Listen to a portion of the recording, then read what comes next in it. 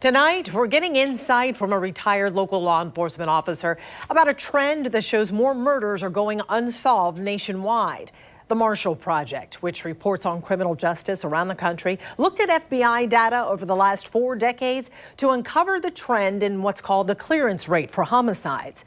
Tarek's here now. Tarek, you spoke with this retired officer about why these crimes may be harder to solve. You know, the data compares the clearance rates in 1980 to those in 2020, and it reveals the rate of cases closed has dropped more than 20 percentage points.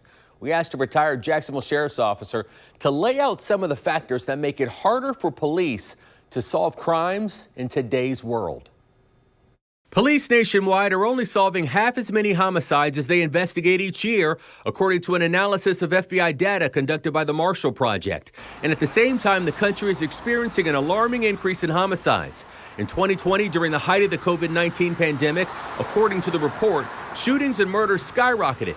According to the Marshall Project, there was a 50% clearance rate in the year 2020, compared to a 71% clearance rate nationwide in 1980.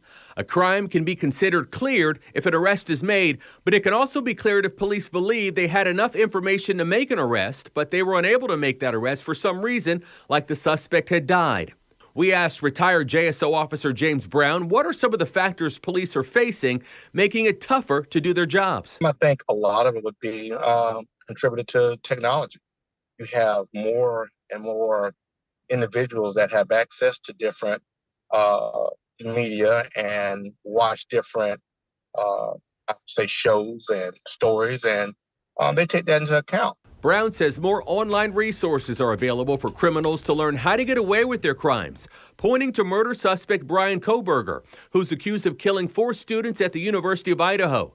Koberger was studying criminology in a graduate program and had a keen interest in crime forensics. Brown says, unfortunately, individuals like him are utilizing resources that were not available in the past. They read, they use computers there. Some of them are tech savvy. Brown says an increase in turnover in police departments across the nation has also affected the number of homicides police have been able to solve, saying more seasoned detectives are retiring from police work, while the industry as a whole is having a tough time recruiting and retaining police. But Brown and others say this data doesn't paint a complete picture because the FBI calculates the clearance rate by dividing the number of crimes that were cleared regardless of which year the crime occurred. There's also been a dramatic increase in mass shootings, where the suspects typically kill themselves or are arrested for their crimes. Some of those things that I read, it didn't seem like they took those into account. Another thing to take into account, protests against police killings and in some cases backlash against police officers has also harmed the police department's investigations and made it harder for law enforcement officers to do their job.